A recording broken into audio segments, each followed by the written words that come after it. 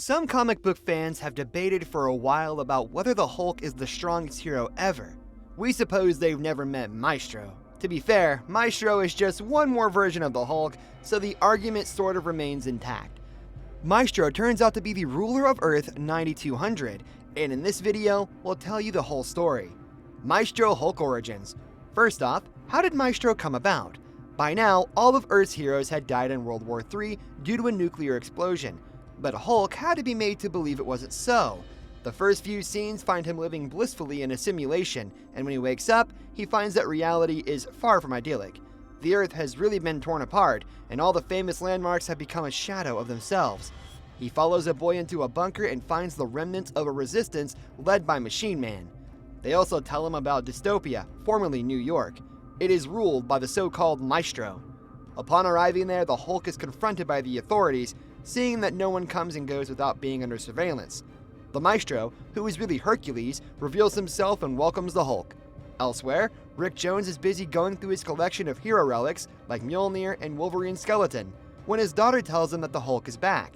The conversation between the Hulk and Rick gets heated as Rick wants the Hulk to challenge Hercules. Later on, the Hulk begins to create an army of mechanical dogs and clone spiders to seize power from Hercules. But his machines are soundly defeated, and Hulk himself gets the pummeling of his life. Afterwards, Hercules extends an olive branch, and the Hulk pretends to take it. Afterwards, the Hulk then conspired with a seductress named Vapor, who eventually poisoned Hercules by getting into his nostrils.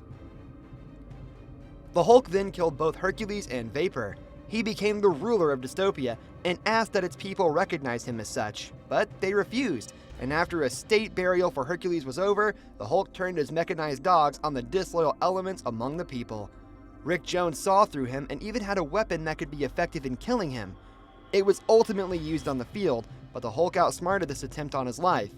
When the Hulk went to pay a visit to Rick Jones, he found the Museum of Relics empty, and then the place suddenly exploded. Hulk crawled out alive, and from that day on, referred to the version of himself as Maestro. Maestro Hulk vs. Dr. Doom. This is where Hulk inaugurated PAX, which stands for Post-Apocalyptic Existence. It was in response to pockets of resistance that didn't recognize his leadership and even killed emissaries sent to them. The Hulk paid a visit to these areas and personally wiped everyone out. He hoped that PAX would bring everyone under the umbrella of his rule. He tried to wipe out the resistance led by the Machine Man from earlier, but walked into another bomb booby trap. Another group called the Pantheon joined forces with Dr. Doom to oppose, or at best neutralize him.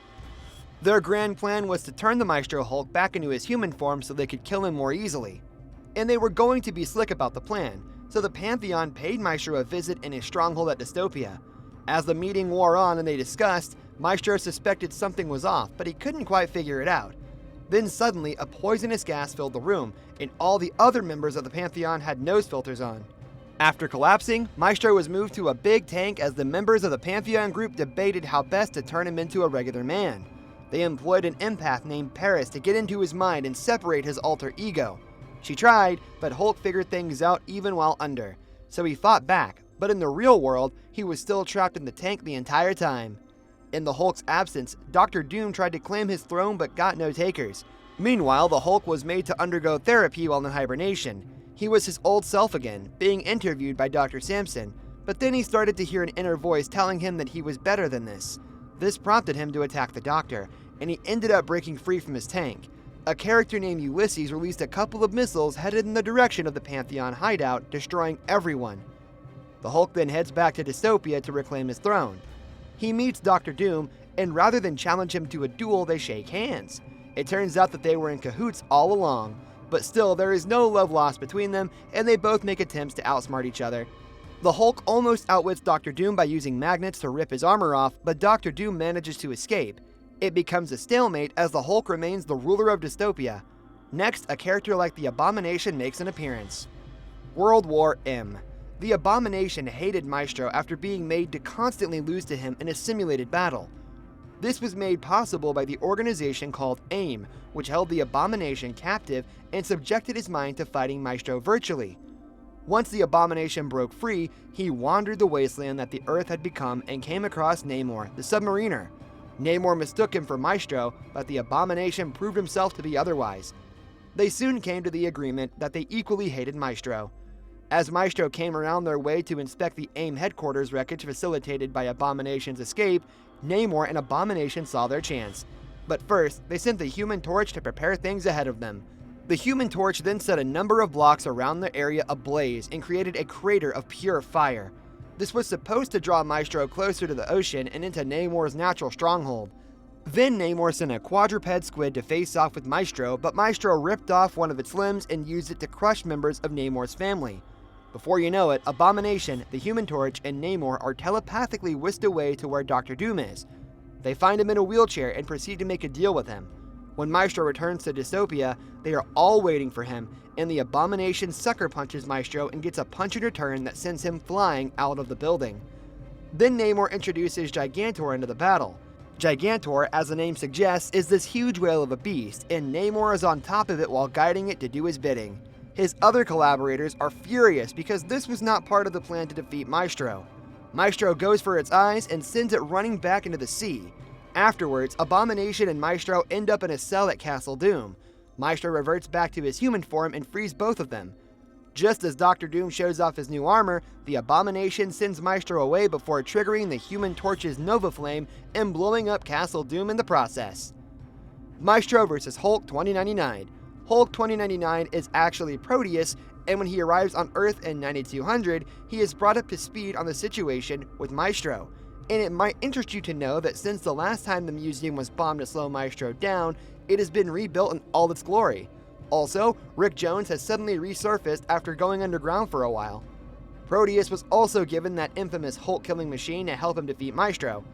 So Proteus makes his move on the dystopian castle, and the regular civilians help him by clearing a path. However, Maestro has supporters too, in the person of Longshot, Morph, Sabretooth, and Spider-Man 2099, who are exiles.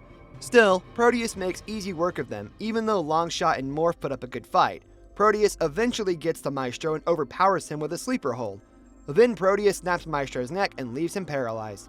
However, Maestro would recover well enough when the conflict between Captain Marvel and Thanatos came to Earth in 9200. Thanatos would eventually reveal himself to be a more evil variant of Rick Jones. Maestro surprisingly comes into the picture, and he is alive and well while living out his days in a grand palace. But more importantly, the Cloak of Levitation and the Eye of Agamotto are hidden somewhere in the same castle. And Thanatos needs both artifacts to increase his powers. While Maestro keeps the heroes busy, Thanatos uses the opportunity to seek out the artifacts, but at the last minute, Old Man Jones and Mjolnir find a way to conquer Thanatos and reset everything back to how it was. And just when Maestro is about to rip Spider-Man 2099 into two, he disappears into thin air. Hulk vs. Maestro. Now it's down to a final battle, and someone had to step up to challenge Maestro's authority. By now, he has consolidated his power and tried to silence the resistance led by Rick Jones. So who better to take the fight to Maestro than Professor Hulk? They plan to lure Maestro out to the outskirts, and when both Hulks finally meet face to face, it's fireworks. You'd think that a younger Professor Hulk would have some physical advantage over Maestro, but it turns out Maestro has been exposed to radiation longer because he's older. Maestro lands Professor Hulk a punch that sends him from the underground bunker all the way to the surface. Professor Hulk tries to punch Maestro, but is told by Maestro that he saw that one coming for a century.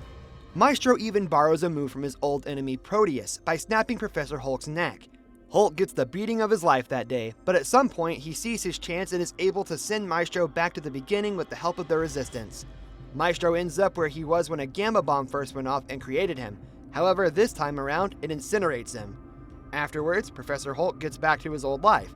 But there's more to the story because in the Nevada desert, where the gamma bomb was detonated, what is left of Maestro is in various stages of regeneration and decay, and a splinter group of warlock trolls surfaces from underground to claim his body. Ultimately, with a revivified Maestro at the head of an attack, they locate Professor Hulk while he's having lunch, but accidents happen, and Maestro's beam blaster backfires and buries him beneath a landslide.